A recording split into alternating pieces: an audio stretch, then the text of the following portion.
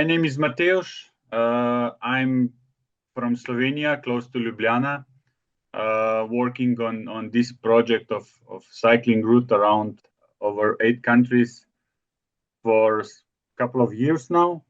And we're happy that we can give the word to somebody else. So you don't listen just to what we have to say, but you can listen to someone who's been on the bike out there with bags, with luggage, suffering on the heat, in the rain. So you can say hi to Ben. He has done a trip last September from Slovenia to North Macedonia. And I will shut my microphone now and leave it to Ben. Here you go. Right. Thanks, Matheus. Really lovely to be here. I'm excited to share this experience with you all. I'm excited that you're all thinking about going onto the Trans Dinarica trail because I had such a great time on it. That's really the reason why I'm here.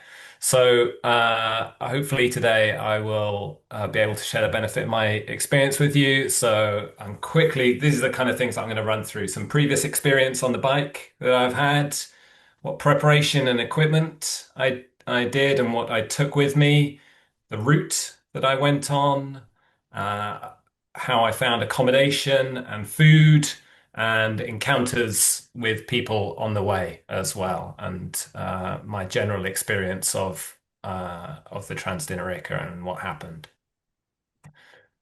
So I hope, let's see if this is going to work. If I click through on this. Yes, it does work. Okay, so here we are. I'm in, that does work. Good. Thanks, Mateus. Here we are. This is in Slovenia, I think. And if you're a native English speaker and you pass this sign and you don't do this and slap yourself in the face, I don't know what you're doing with your life. So I took the opportunity to have a bit of a dad joke at this point. Anyway, why did I ride the Trans Dinarica? Uh, I had a big birthday coming up last October, one of those birthdays that ended in a zero, and I wanted to do something big to mark the occasion.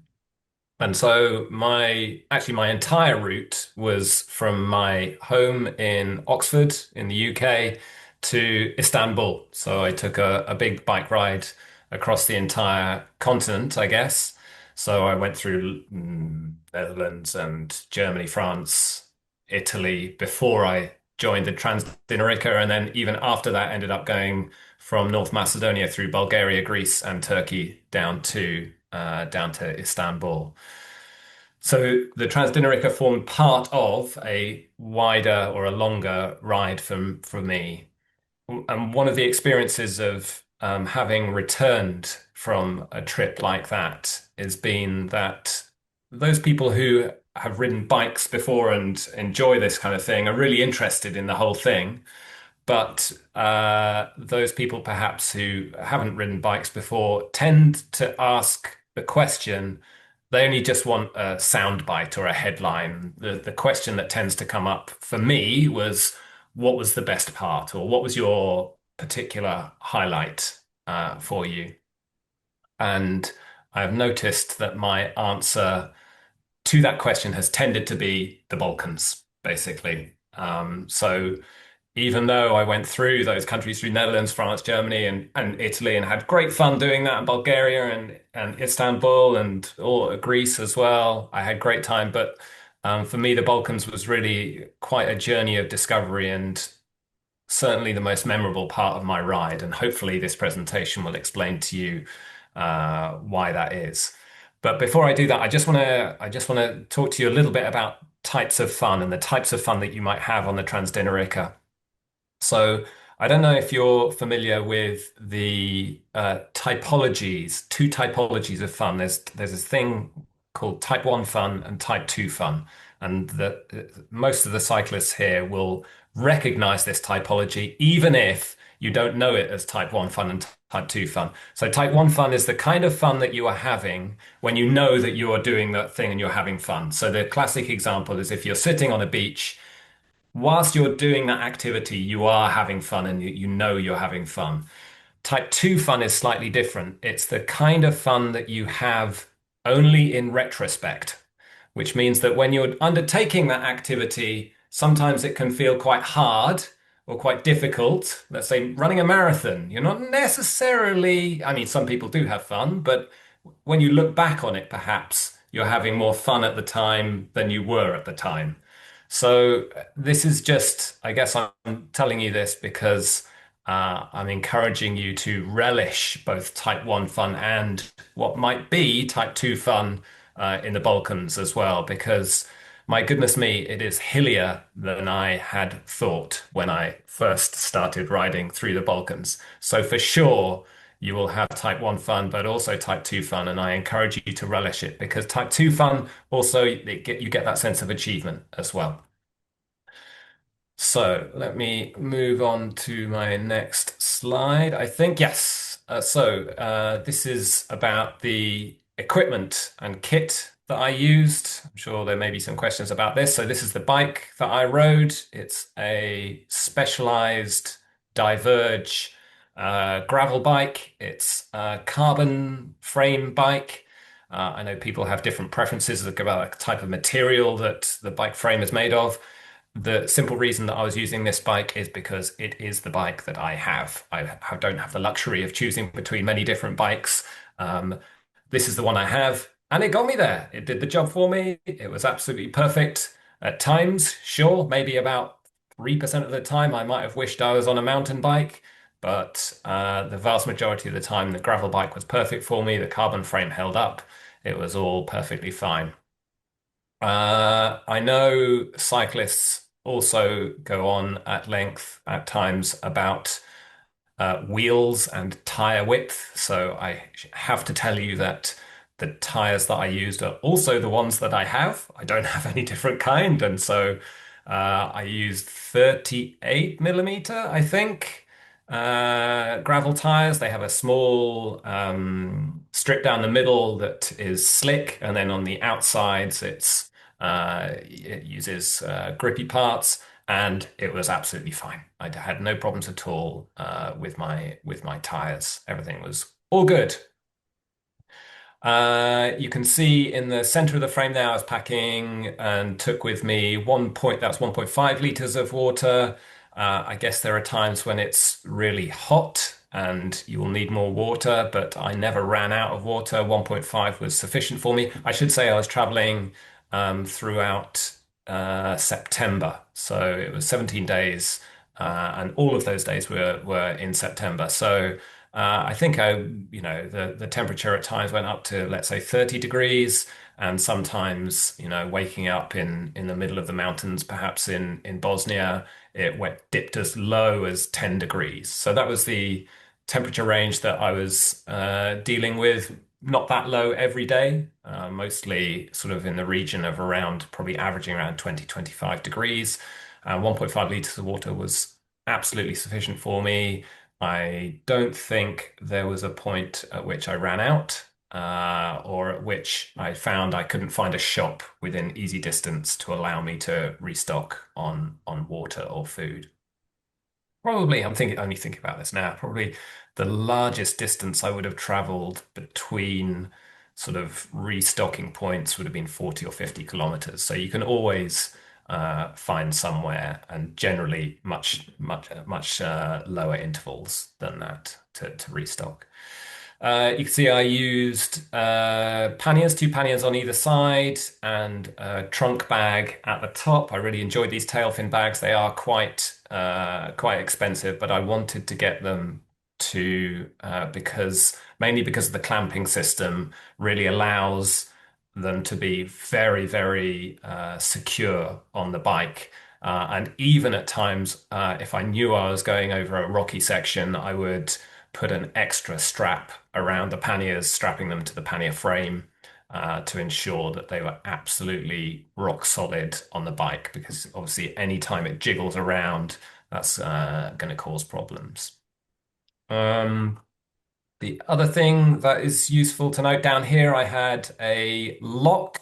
I was a solo cyclist, so it presented me with the problem of what to do with my bike if I did need to go in and get some lunch or restock in a little supermarket or a shop or something like that. Generally, the cafes and restaurants you could find, you can have your bike next to you because they'll be open air. But obviously, if you need to go into a shop, how do you deal with that?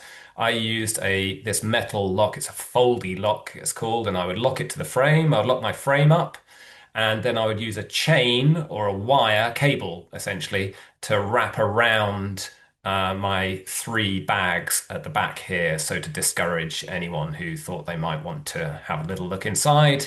That would, and I would take into the shop any electronic items, any, passport, money, all that sort of stuff. So that would be with me on my person the whole time. So that was the way I dealt with security when I was leaving my bike alone. Never had any problems at all. It did leave, these two bags open to be looked into if anyone wanted to, but I filled those up with stuff that no one would really want. So, stuff like, extra spokes or, chain links and bike spares and all that sort of stuff. So that was all fine.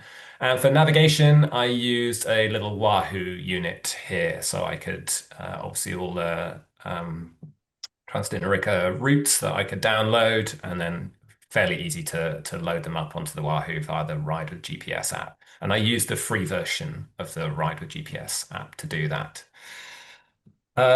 One little bit of kit that I've actually got here to show you as well. This comes with a little bit of a backstory because I kept this bit of kit up here in my top tube bag eventually, is related to dogs in the Balkans. Now, I know there's a good article, and I encourage you to look at the Trans Dinarica website about the article about dogs, because I know even in last week's webinar, Mateus went through a few questions about dogs. There are a greater amount of stray dogs, let's say, in the Balkans than they are, particularly in my country. Can't say that I encountered dogs every day, not at all. But in some areas, that you're cycling through, you might find more stray dogs than is usual. And sometimes they might chase you. That is true. And I did have, the odd dog chase me here and there. It's not a very pleasant experience. I was never, ever bitten by the dogs. And as I said, I went through 6 different countries. All they want to do is get you out of the area that they're in. Now, there are various different ways that I've heard of trying to deal with that. I've heard of people packing pepper spray. I didn't really want to do that because it may hurt them, even though I didn't necessarily like them being there. I didn't want to hurt them. I've heard that you could get off your bike and challenge the dog, but I think that takes more courage than I certainly have. But here is my patented solution, and I've got it with me. This thing here, I put in my top tube bag, and you can see it's got a little cradle here, which goes underneath the sort of on the, in fact, you can just about make it out here. A little cradle, it goes underneath here. It's called a click stand. Oh, it's called a click stand, and it's made by one guy in the United States. And really what it is, its primary purpose is to, as a stand for your bike. And I don't know if you can make out, but what you do is you add a little bit of elastic around your around your brake cable there. So the bike is stationary and you put the click stand up. That is the primary purpose of a click stand. But I'm telling you about it for dogs because when I went on a walking tour in the capital of North Macedonia, Skopje, I noticed that the guide was carrying a stick. And whenever a dog may approach us and start looking like it may be trouble, he would simply raise the stick and the dog would go away without having to use the stick, just the threat of it. And so what I did was I put this click stand in my top tube bag, and let's see if this works. You're seeing this live. It sort of clicks out like that, and you can see it forms a stick, and I could hold it up. All I needed to do was hold it in this position and the dogs would disappear. So I found an extra way of dealing with dogs in the Balkans, and I recommend a click stand or something like that. Basically, it's like a tent pole or something like that. You could carry that in a convenient location if you wanted to. There you go. I've talked too much about that. It gives it more prominence than I had thought I would give it to, but there you go. So that's the kit I used. Let's go on to accommodation. So let me see. Yes, this is the accommodation that I had with me if I wanted to use it. And so it's a little two-man tent, and I had a very small chair here that I could set up, and obviously I had my sleeping kit inside. Um, I have to say, I probably used this about 20% of the time. Actually, the vast majority of the time that I was cycling through the Balkans, I simply found accommodation for the night using Booking.com. I found it much more easier, much more convenient, and the price difference for me, I know people will be operating on different budgets. The price difference for me didn't really matter a lot. So generally, my budget for either hotel or apartment accommodation, and Booking.com has different styles of accommodation that you can choose, was around 20, 25 euros per night for one single person taking up one sort of single room per night. So I found I could get accommodation according to my budget. In fact, I recall as part of my longer ride, I would be staying in campsites in Switzerland that would cost 40 or 50 euros per night. So I sort of justified it on that basis to myself. So I would find this was September, so it wasn't necessarily in the highest tourist season, but I never had any problem finding accommodation for the night um, one night prior to that, which I booked it up. So my general process would be when I stopped for the night, having booked that accommodation. So I'd stop in for the night, then I would lie down on my bed and book up the next night's accommodation, judging by how far I think I would go the following day. So that provided me with quite a lot of flexibility. As I said, it was good in terms of my budget. Yeah, that's how it worked out for me. Um, the other thing to note about accommodation, if you're staying in hotels, of course, what I would do in advance when I made the booking, I would make it very clear and use very specific language that it was a condition of my booking that I would be able to either bring the bike into my room with me that night, or there would be some form of safe, indoor, secure, and locked storage overnight that I could use to put my bike in, and using those really quite specific words, and I would require a response from from the accommodation to do that. I never, like I say, I never found problem booking either campsites around 20% of the time or booking rooms up. And sometimes I would even turn up at accommodate. I would go further than I thought I would that day and be able to rebook accommodation in the following town, sort of thing.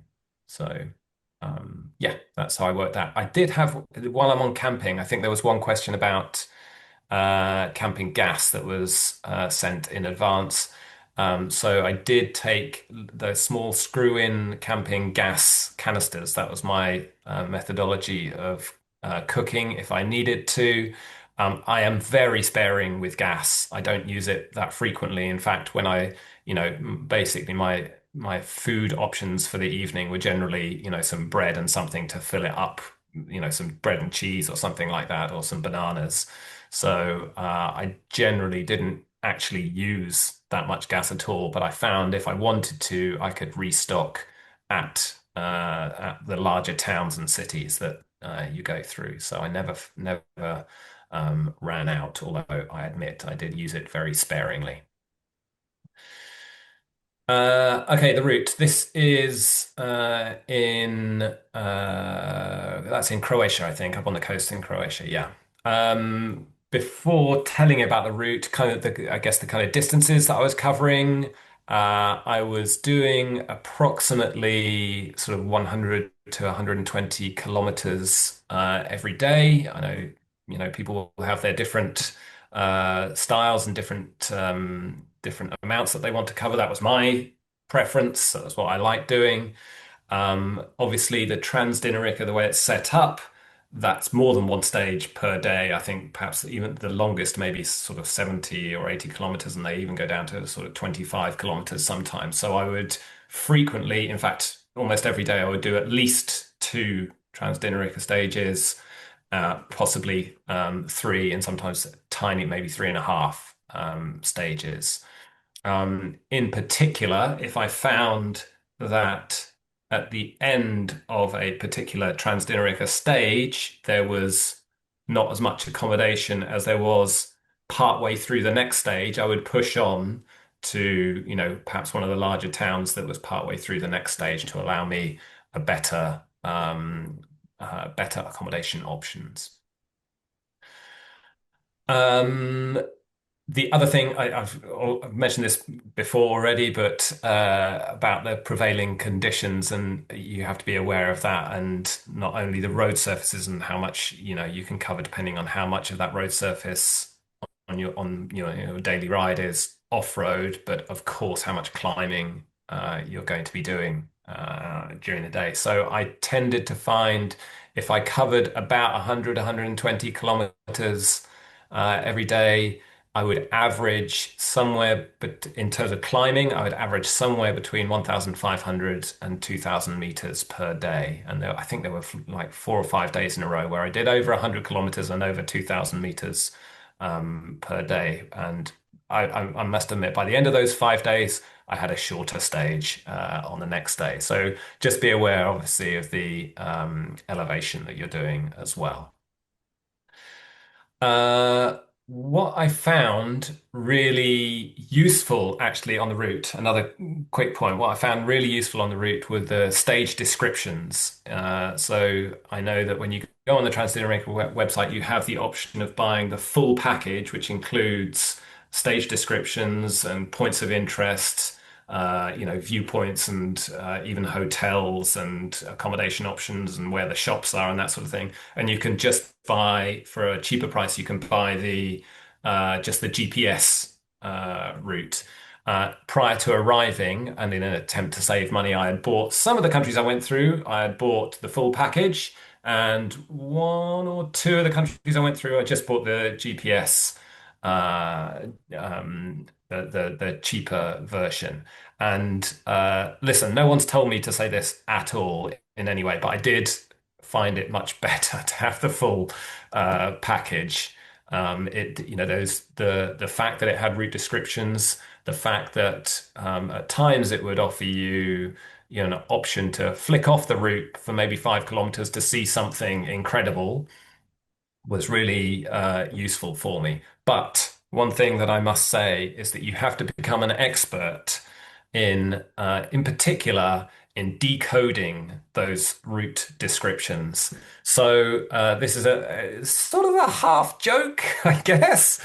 But on the left-hand side here, what I've got is some of the route descriptions that I've taken directly as quotes from the Trans Dinarica route descriptions that I had, and what it actually means on the right-hand side. So you can see here, there's one part of the route. It says, however, to make this link from Sarajevo, you'll have to climb quite a steep climb, partly on Paul Macadam. And basically what that means is we hope your legs and lungs are healthy. Otherwise, you're going to have to pray because actually this is really difficult.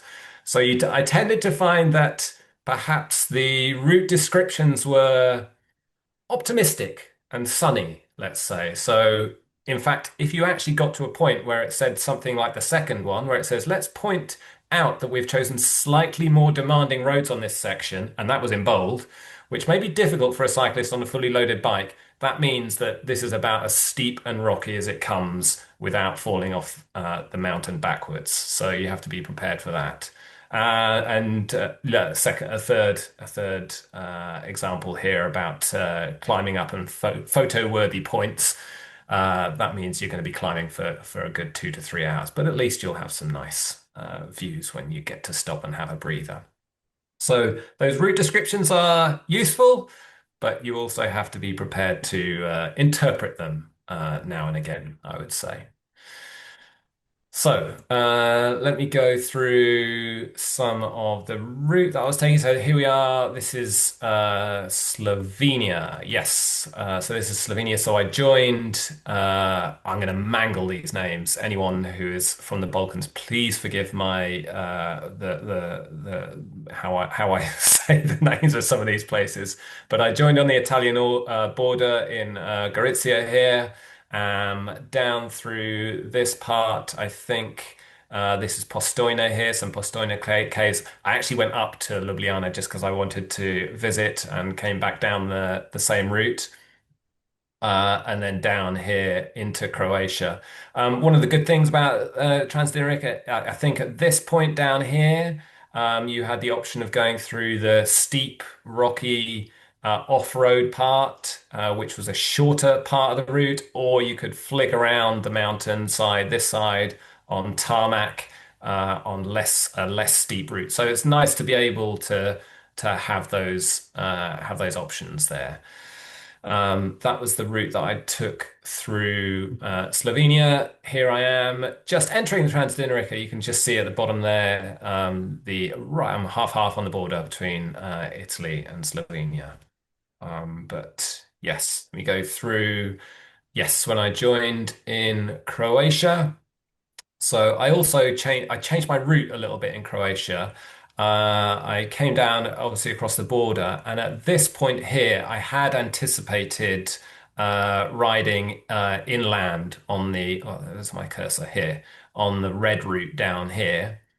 And I'd anticipated doing that because the route descriptions describe the coastal road in particular as being potentially a little bit busier. There is more risk of, greater propensity of like camper vans or motorcyclists or greater volume of traffic essentially. But I realized that that would be in the highest part of the tourist season. And as I said, I was traveling in September. So I actually, at this point here, instead of going inland, which I had originally thought of, I decided to take the coast down through this island, I think called Pag. Again, forgive my pronunciation. And then up. Oh, cursor's gone again. Up through this part here down. I think this is Kanin and Sinj down here through the Dinara National Park here. This was, I think, the Trans Dinarica route does a fantastic job of taking you away from the most frequently touristically visited parts of the Balkans, and by far the most enjoyable part of the ride through Croatia for me was in particular this national park here. It's like real beautifully isolated, not too isolated, but some spectacular scenery, absolutely no traffic at all, wonderful roads, and just everything that you could wish for on a cycle tour. So I really enjoyed that part of the cycle ride through Croatia. In actual fact, I think, yes, there you go. That's through the Dinara National Park, and you see beautiful single track tarmac, no cars at all, and absolutely spectacular scenery. So, yes, I encourage you to try that section if you're going through Croatia. Um, this is through Bosnia. Now, I guess this is one of the points at which Trans Dinarica splits here. I'm not even going to attempt to pronounce the name of this town because I will mangle it so badly. But I had wanted at this point, I realized that if I went south on this southern part of the route, and this is I guess the official um, uh, way that the route is graded, you go down here and then you eventually come back up this way. I decided to do the route uh, backwards, essentially. So this part it took me up backwards around to Sarajevo up here because I wanted to go through Serbia and I wanted to go through Kosovo. And had I taken this particular part, I would not be going through Serbia and Kosovo. Um, little secret for you all, not, well, not really a secret.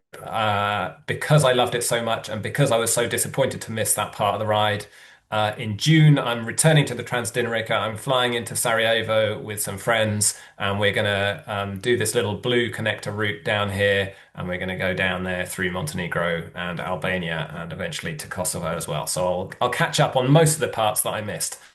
But the point being here, going this way, it's very easy to go backwards as such along Trans Dinarica. All I needed to do was obviously I had the route already downloaded, and once you upload it to your Wahoo device, you can simply reverse the route. Um, it does take a little. Obviously, you have to switch your brain to read the route descriptions a little bit differently, where you're going downhill, you're going uphill, etc. But that didn't take too much trouble. Um, Particular highlights for me in Bosnia. I think Bosnia really stole my heart. You know, it's a big old country, and there were lots of sort of more isolated sections, particularly up here after Sarajevo, particularly up here and down this part. After Sarajevo, I really loved all of this section here. It was just beautiful hills and countryside for miles, and you can see there that kind of this is what really summed it up for me. I mean, I love visiting Sarajevo as well. I took very few rest days, but actually took a rest day in Sarajevo and took the train also to Mostar. There's the possibility to do a little tourist thing, and the train ride itself between Sarajevo and Mostar is something to behold. You know, going around mountains and following a river and through mountains. It's an amazing train ride in itself, and Mostar itself is also an amazing place to visit. So I did sort of 2 days break there from in Sarajevo and Mostar, which I highly recommend. Through Serbia here, again, you got that option of going through one of the harder and one of the easier routes. I think I took the easier one most times. I just wanted to save my legs a little bit. This section here along forgive my pronunciation, along the Uvak River was absolutely spectacular. You can see it in my face here. I'm just astounded by that river and the kind of shapes that it makes. It was, snaking through the countryside. In actual fact, this is one of the reasons why the getting the full route description is useful, because I may have missed this if I didn't have the full route description, because this was a 15-kilometer detour, 7.5 kilometers to get there and 7.5 kilometers back from the main track in order to see this. And I did and ah about it, of course. You know, when your legs are tired and you've been cycling for a long time, you think, should I do it? But I figured I'd never be back here again, and very much well worth it. So, yeah, recommend that part through Serbia. When I got to when I got to here, you have to just flick into when you're in Serbia. There's a recommendation to flick into Montenegro to this town here, which I'm not going to try to. But then you come off, you go over the mountainside into Kosovo here, and then I went down through Kosovo, through Peja, through Jakova and Prizren, and over into North Macedonia. Kosovo, again, I found extraordinarily beautiful. This particular one, yeah, is where you're coming out of Montenegro into Kosovo, and this is the first time I could look across any I had been up until that point and seen some flat countryside. So I was really excited to get off this down this wiggly little mountain and I think I had sort of 2 days cycling through Kosovo, which was on much more at countryside, which was really beautiful. Subsistence and food. I won't go too much on about this, but generally, it's very easy to eat, very cheaply, and very well. I decided to spend my money. This is you. We all have our own choices, and I decided to spend most of my money on accommodation in the evening, and I bought food as cheaply as I possibly can. What you've got here is a picture of a sandwich because it has some roasted nuts in it. That's what makes it a luxury banana sandwich. That, it's like, less than something. Beautiful my key meal in the Balkan. And I don't, some of you may have seen, but I did a little article for the Trans Dinarica website about burek. So burek is for those of you who don't know, it's a way of life in the Balkans. It's this sort of crispy. I would describe it in my country we describe it as crispy sort of phyllo pastry, and you wrap something delicious in that, usually meat, or there's usually always a vegetarian option, and it's always filling and cheap and delicious, absolutely delicious, and absolutely packed full of calories, which is what you absolutely need on the bike as well, of course.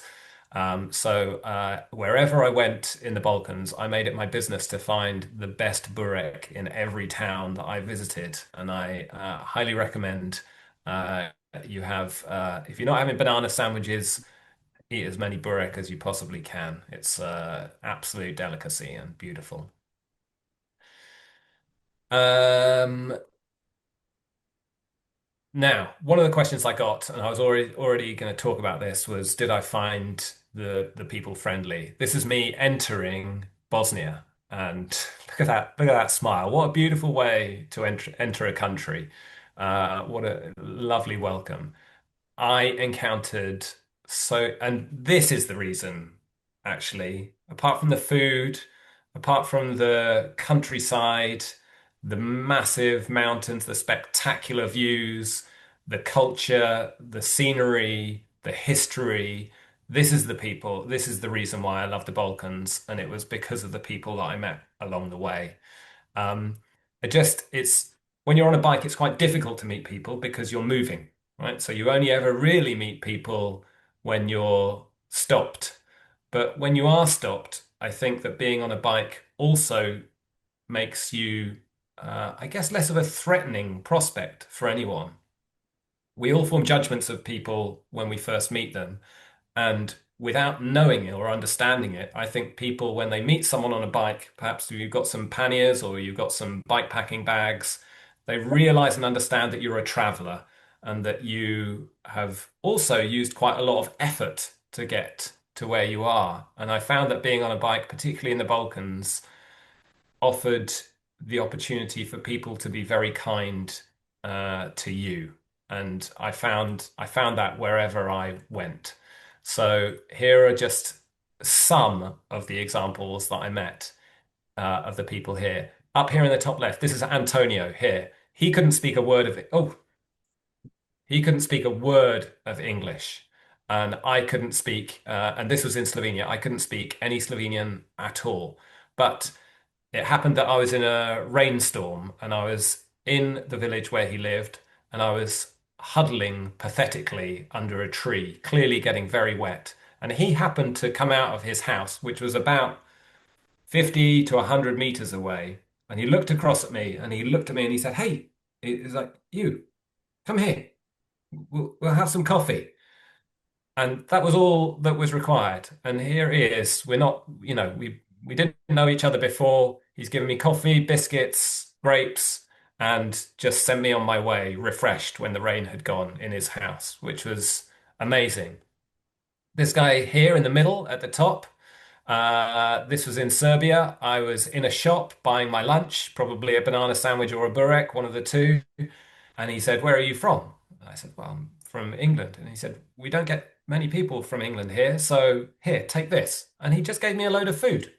Just did it.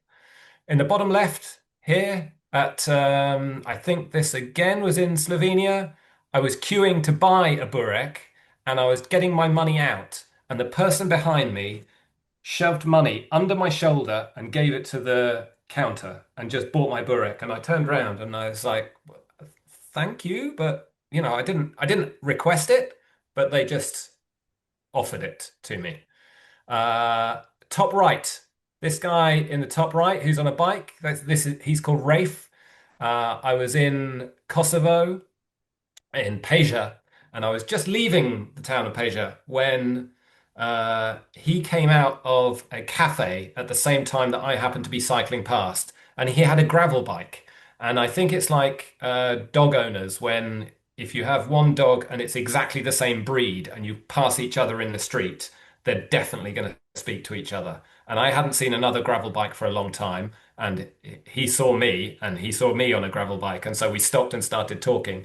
And he said to me, "Look, I'll ride with you." So he bought me a coffee, bought me a cake, and rode with me for another 50 kilometers. And here we are again in the bottom right, more free food. Someone just offering me free food, and bottom middle. Finally, I get to offer someone else some food, and this little kid in the bottom in the middle, I managed to buy someone else some food for the first time. So I got a burek for this kid. Now, those are just literally just, some of the stories that I could tell you about the kindness of strangers and the famous Balkan hospitality that I experienced. And like I say, apart from the scenery and the culture and the history, meeting the people and how they treat guests in their country and in their towns. And it was just, yeah, like I say, absolutely amazing. Uh, some surprises and lessons. I didn't stop long when I took this photo, as you can tell, a very quick photo. So what was I surprised by on my journey? I guess the weather does affect you, of course. When it's really super hot, just manage yourself to take a break. When it's raining, maybe call a day off. You don't want to, you don't want to necessarily be going through a huge rainstorm. So I was surprised that this is probably obvious to most of you, but I didn't have that much experience. I was very surprised by how much the weather might have affected me.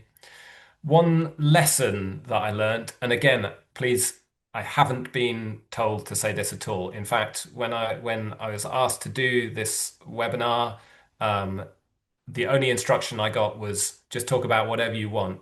The good and the bad, it's entirely up to you. So there's no pressure on me to give you excellent reviews of Trans Dinarica in any way. But one of the things that I wish I had done more actually was to update the social media, in particular the Trans Dinarica Facebook group, um, because I did it once or twice, and every time I did it, I got great reactions and more information actually that helped me along my way. And one of the things that happened to me was the day after I uploaded a few photos, I was riding through a very rural area in Kosovo, and another cyclist was coming the opposite direction. And again, you stop for each other all the time and exchange stories. And the first thing that this other cyclist said to me was, "Hey, are you Ben?" And it caught me by surprise that someone in the middle of Kosovo might know my name, but they had looked at what I'd uploaded to the Trans Dinarica website group, and that had helped them. And then they'd responded, and I said, "Oh yeah, you're that person." So it was lovely to, it's not just a virtual connection. You actually, the people that you're uploading stuff for and interacting with, you may as well meet them on the road. So that's one lesson for me. I think I would have probably done that a little bit more than I did. I think I talked for long enough. So yes, we go. There's Mostar, and we go into questions there. Mateusz, So I'm back. you're back. Yeah. Excellent. As you can see, we were a little bit too longer than we expected, but it was so good that I didn't want to stop you or push you to stop. I think you said more than we asked, and I think it's important to understand. Yeah, we didn't want to people just to talk just nice things and then blah blah blah. So it's great also to see some funny critics. And I would just add that he went he was cycling in September. And in the end of October, we were making quite a big upgrade of navigation pack together with stage descriptions. So some of those sunny descriptions are now a little bit more, realistic. But still, yeah, you have to understand. If we say it's hard, then it's really hard. So keep this in mind. And keep us updated if you go. Send us if you have your own, ideas of what's good or what's bad or what we should do or whatever. We'll definitely notice it and fix it if necessary. But I think here, if we don't have any questions, in the name of 22 people that were watching this presentation, I have to say a big thank you to Ben. I think it was great. I got goosebumps, I think 3 times, just by hearing stories from the area that I've been, there before. So I like to see that it's not only me that really like these places and people. Yeah, people are the most important part of traveling here. Yeah. So we are here to help. If you have some questions, you can send us email. And that's it. Sit on the bike and go. Yeah. That's it. We're officially closing down the first Trans Dinarica Travelers session.